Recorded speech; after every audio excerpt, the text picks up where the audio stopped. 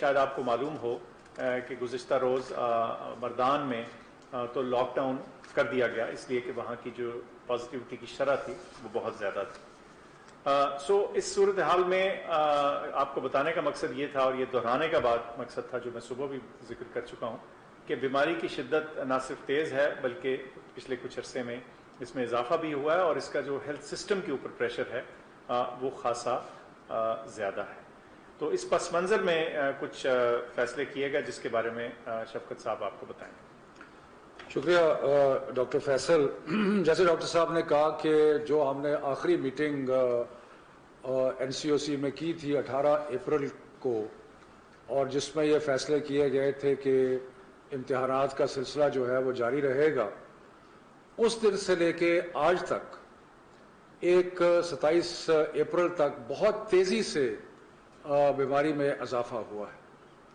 تو اس لیے کیونکہ شاید ہم ایک ایسی صورتحال کی طرف بڑھ رہے ہیں جہاں پہ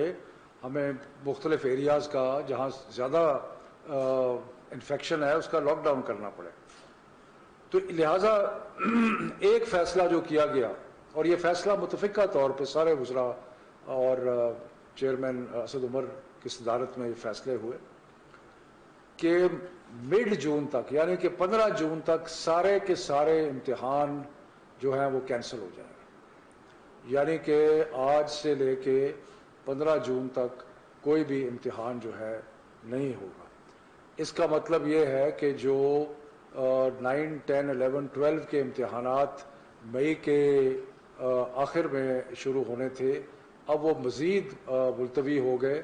اور وہ 15 جون تک کوئی امتحان نہیں ہوگا. اور پھر حالات کا جائزہ لیتے رہیں گے، اور اس کے مطابق مڈ مئی میں یا مئی کے تیسرے ہفتے میں دوبارہ بیماری کا جائزہ لے کے فیصلہ کیا جائے گا کہ ان امتحانات کو اور آگے لے کے جانا ہے یا ان کو شروع کرا دینا ہے. تو اس کا مطلب یہ ہوا کہ اگر جون 15 کے بعد امتحانات شروع ہوتے ہیں تو ہو سکتا وہ جولائی میں اور اگست کے کچھ حصے تک بھی جائیں گے. اس سلسلے میں ہم نے جو میں بعد میں بتاؤں گا کہ یونیورسٹیز کے ساتھ ہم نے کیسے ایڈجسٹ کیا ہے تاکہ کسی کو پریشانی نہ ہو. جو امتحانات کینسل کیے، او لیول کے امتحانات جو ہیں وہ اب اکتوبر نومبر کے سائیکل میں ہوں گے،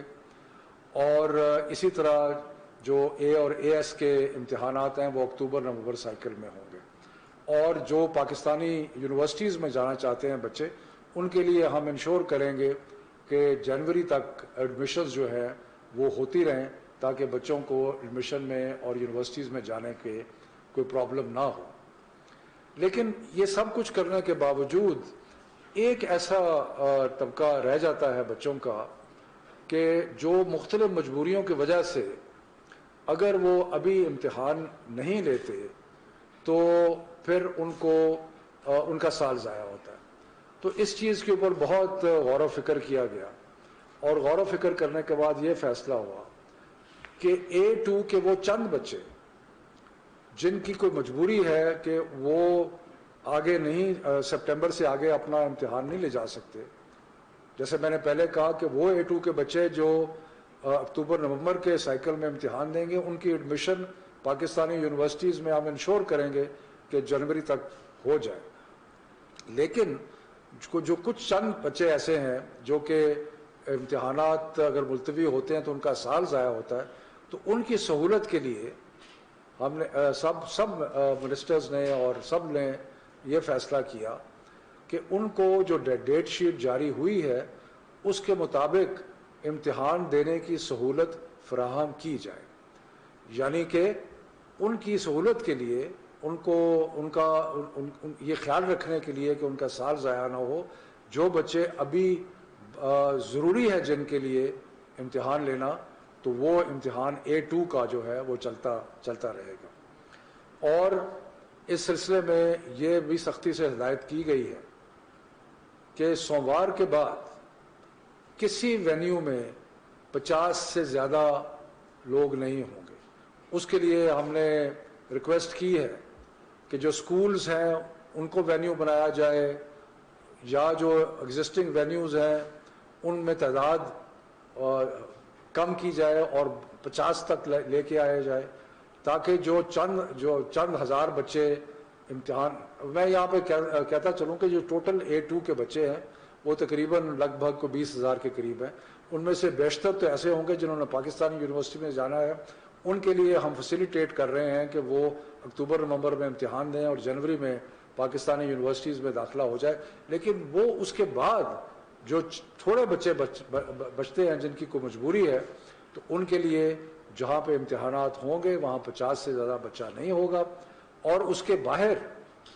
کیونکہ کل ہم نے دیکھا کہ باہر تھوڑا سا جمگٹا ہوا، باہر وہاں پہ لا انفورسمنٹ ایجنسیز تعینات کی جائیں گی تاکہ وہاں پہ کوئی جمگٹا اور ایسا